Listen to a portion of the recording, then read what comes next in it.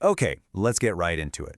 A really dangerous diplomatic firestorm has just erupted between India and Bangladesh, seemingly out of nowhere. So today, we're going to break down exactly how a tragic local event managed to spiral into this massive international showdown. And believe me, this is testing a relationship that is absolutely crucial for the stability of the entire region. And at the very heart of this whole crisis is just raw human emotion. It's perfectly captured in this one really powerful quote from a protester in New Delhi. This sense of fear, this anger, this is what's driving people into the streets. It's what's pushing two governments who are supposed to be allies right to the brink. All right, so let's start with the most visible part of all this, the flashpoint. We're talking about the absolutely chaotic scenes that unfolded right outside the Bangladesh High Commission, right in India's capital. And look, this was not just some small demonstration. We're talking about a massive crowd, organized by groups like the VHP, just surging towards the diplomatic mission. You can see it in the visuals. They're clashing with security. They're physically breaking through those first police barricades. They were only stopped by these multi-layered cordons of police and even paramilitary staff. I mean, the tension was something you could almost feel. And if you listen to what the protesters were chanting, it gets really specific. I mean, this goes way beyond just general slogans. Of course, you had the nationalist cries like Bharat Mata Ki Jai, but then you had these direct call-outs to the government in Bangladesh, like Yunus Sarkar Hosh Mein Aao, which means Yunus government, come to your senses. And then, the one that really gets to the heart of it, Hindu Hatya Ban Karo, stop the killing of Hindus. That right there pinpoints the exact grievance that fueled this whole thing. So the big question is, what could provoke this level of fury?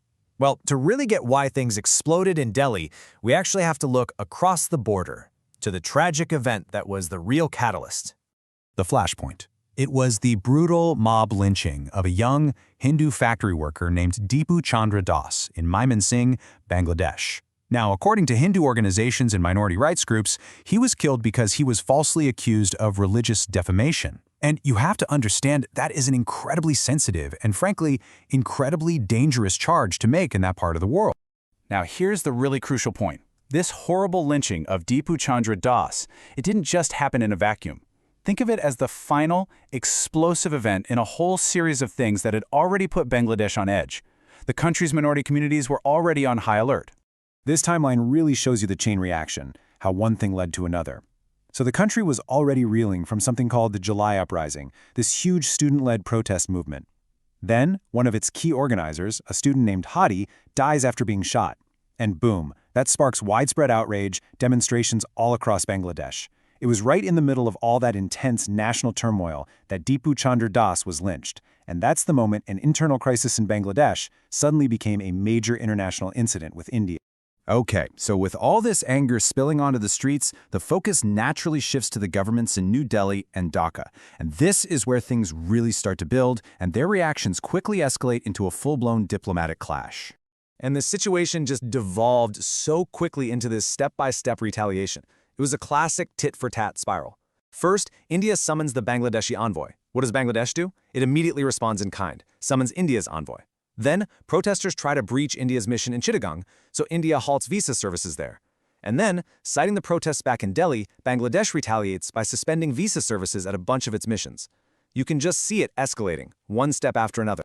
And the war of words was just as intense as the actions. India's official stance was that the protests in Delhi were, quote, brief and effectively managed. They totally rejected any idea of a security lapse. But then you look at Bangladesh, their foreign affairs advisor said they, and this is a direct quote, completely entirely reject India's version of events. They even hinted at maybe reassessing their entire diplomatic presence in India. I mean, it's like these two allies were speaking completely different languages with absolutely no common ground in sight.